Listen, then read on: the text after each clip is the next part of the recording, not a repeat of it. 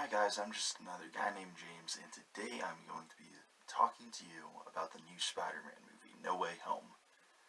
Now, I've actually seen this movie twice already, and both times my opinions have kind of stagnated and stayed the same.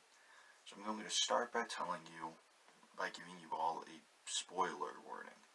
This video will have major spoilers. So if you don't want any of that, you can click off in 3, 2, 1, and you're off if you haven't seen it. So the new Spider-Man movie, very good. I'm gonna actually start the content here by talking about my favorite part of the movie. My favorite part was absolutely the battle between Spider-Man and Doctor Strange. That was an awesome scene. It really showed off what Spider-Man does for himself. It showed off how smart he is by being able to kind of solve the mirror dimension. It was a little weird, but it was really cool.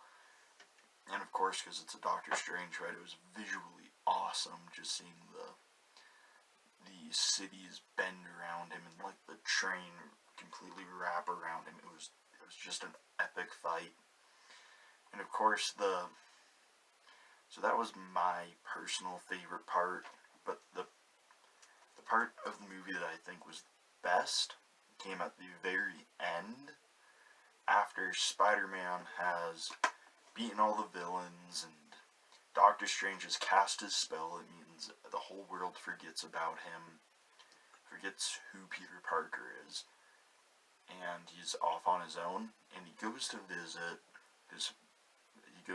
Ned and MJ, and he goes there and he gets his coffee and he's going to talk to them and he's going to remind them who he is. But instead, he notices that their lives are better because he is not in them. And that is a heart-crushing moment for Peter Parker. And it's honestly what we needed to see out of this MCU Peter Parker, because he hasn't really suffered any personal tragedy, and that's what this movie was all about. This movie was about two things. It was about isolating Spider-Man and making you feel sorry for him. And they did this in two main ways. The first way is, like I just said, they make it so that he has this harsh realization that people's lives are better off because he isn't in them. And two, they kill Aunt May. I could not believe that they killed Aunt May, because in the comics they never killed Aunt May. It took them 400 issues of Amazing Spider-Man to kill Aunt May, and she was always on the verge of death from old age. So I was shocked when that happened, and I mean, kind of. I was shocked when the glider hit her, but and then she was fine, and I'm like, okay, sure, that makes sense. And then she said something about responsibility, and that's when I knew she was dead. Because if you're in a Spider-Man movie and you're a relative of Spider-Man's and you start talking about responsibility, you know that character isn't long for this world. But yeah, that was another just really hard scene to watch. So those are some of the elements that I think were just good movie making and storytelling in general. But now let's talk about some more of the just awesomeness of the movie. First of all, you had all of the old Spider-Man villains return, and all of them were so much improved from the last time we saw them, with the possible exception of Sandman, because they didn't really do anything with him. They just kind of had him there because he needs to be there. And honestly, that was fine. Sandman was the near perfect villain in Spider-Man 3. So he's the only one that isn't drastically improved, and that's fine. But William Dafoe comes back as a Green Goblin. I don't even like those old Spider-Man movies that much, and I loved that. I was so excited to see Willem Dafoe as Green Goblin, just because he is the perfect Green Goblin. No one else can even compete, honestly. And they also gave him the biggest costume upgrade I've ever seen. It is, well, it's the second biggest. The other biggest comes also from this movie. But Willem Dafoe's Green Goblin is perfect in this movie. And it's even slightly better than it is in Spider-Man from 2002 because it's a little more serious, a little less goofy and crazy and all of that. Now let's move on to Doc Ock. Doc Ock is the first villain you see in this movie, and it's pretty legit. He has a great fight with Spider-Man, and then he kind of realizes, hey, this new Spider-Man is not the same. And he's taken by Doctor Strange.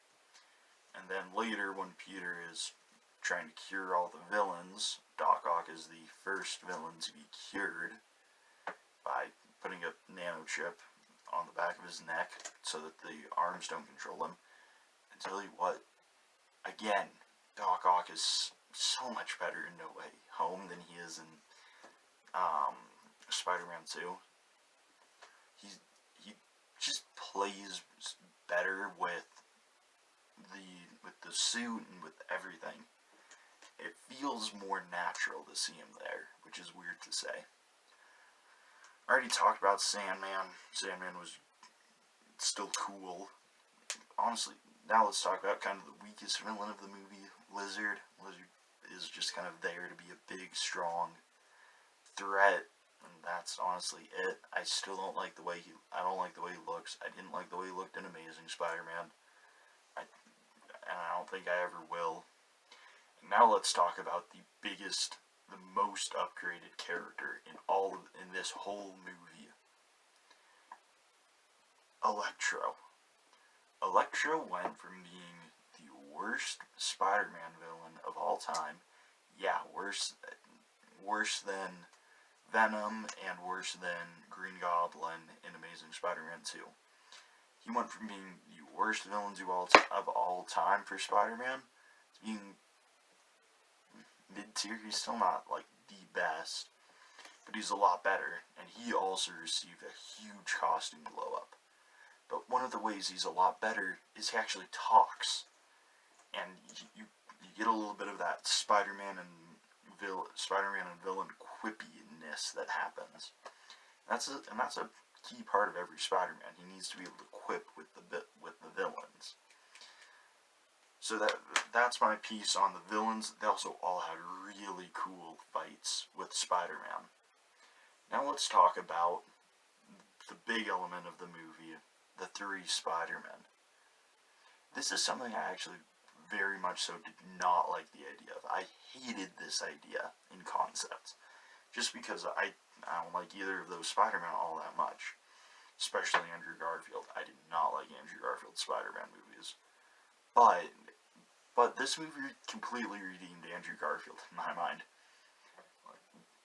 To me, it's his best on-screen appearance because he finally got what it meant to be Spider-Man, and more so what it meant to be Peter Parker, because he was so socially awkward in this movie. You know, if you've seen it, you know what I'm talking about. If you haven't, I cannot explain to you how awkward that he is in this movie. And it is great. It is great to see Andrew Garfield just hamming it up as Peter Parker, and that's kind of something that was missing from his Spider-Man movies. And now let's talk about Tobey Maguire.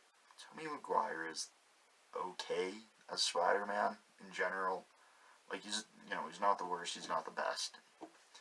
But, in this, he's very funny again, and he's very crucial to Peter's character development, which is good. He needed that. He needed the adult male presence in his life.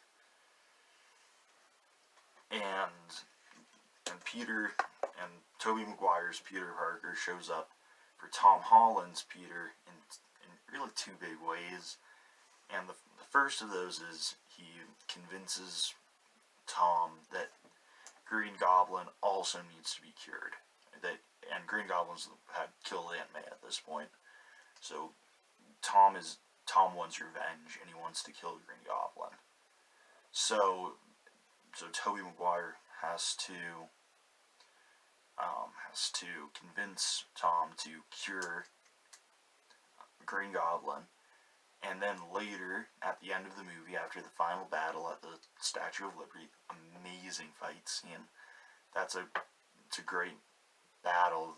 That construction site is the perfect place for a Spider-Man battle. Can I just say, if you know, you know. But anyway, Tobey Maguire also actively saves Green Goblin's life. He literally blocks the smash down of the glider onto his head from Tom Holland. So it's impressive to see Marvel use both Tobey Maguire and Andrew Garfield so effectively in the same movie. Now the kind of the last thing I'm going to talk about today is the side characters. Side characters are also they all came through really well.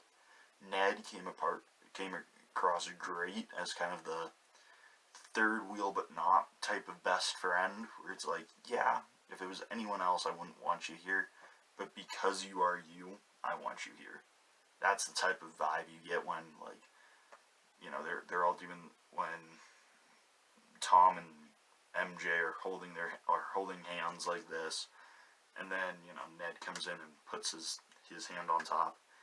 You definitely get the feeling that if it was anyone else, that would not be okay. But because it is Peter's best friend, it's all right. And honestly, I thought it was very funny that he could use the ring things from Doctor Strange. I thought that was really cool. And that's kind of all I have to say for Ned. And MJ was consistent with her character. And honestly, I like that she wasn't just there to observe what was happening and to be Spider-Man's, like, what's the word? Brown noser, basically, where it's like, yeah, I'm gonna agree with everything you say because of course you're gonna be right about everything. I like that she wasn't that she would tell Spider-Man, hey, you're being dumb right now, don't do that. And that also fit with her character.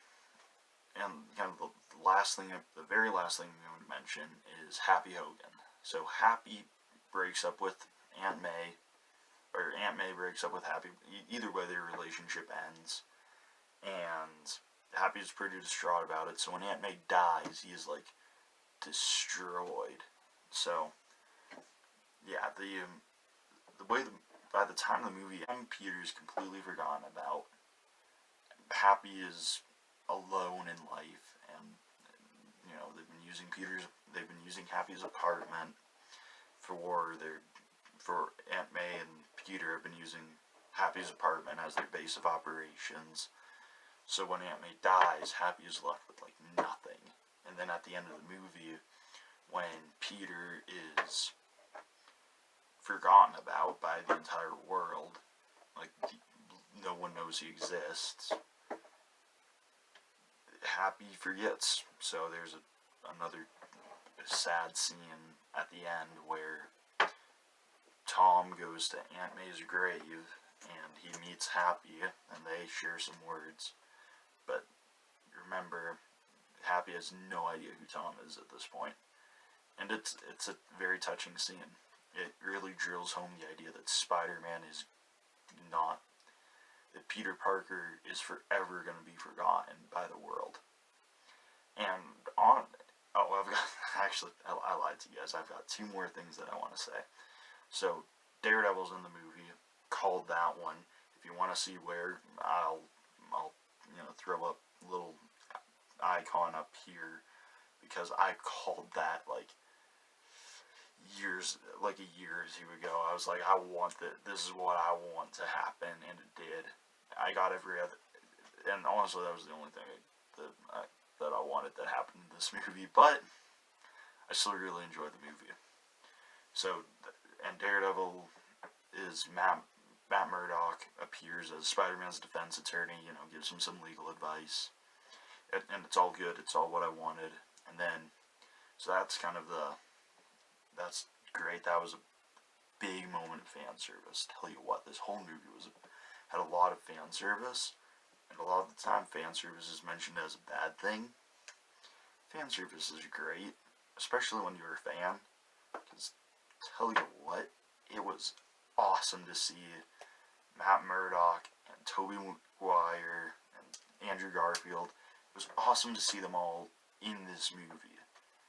And honestly, I think if they were just making movies based solely on like writing and character arcs, that would never happen. So I think fan service is a great thing. So yeah, that was one of the things I wanted to mention. And then at the very end of the movie, when Spider-Man swings off alone in his new costume, his new costume is perfect. It's not the nanotech or any I didn't like the nanotech. It didn't make him feel like Spider-Man, but this new one he's got, it's perfect. It looks great, and it makes him look like Spider-Man, like when he's swinging around and everything. It's it's it's really cool. And honestly, that's kind of the last thing I've got to say about the movie. So if you guys have seen it and liked it, comment down below if you want me to talk about some other Spider-Man movies. Cool, I'll do it. But in the meantime, I'm just another guy named James, and I'll see you guys next time.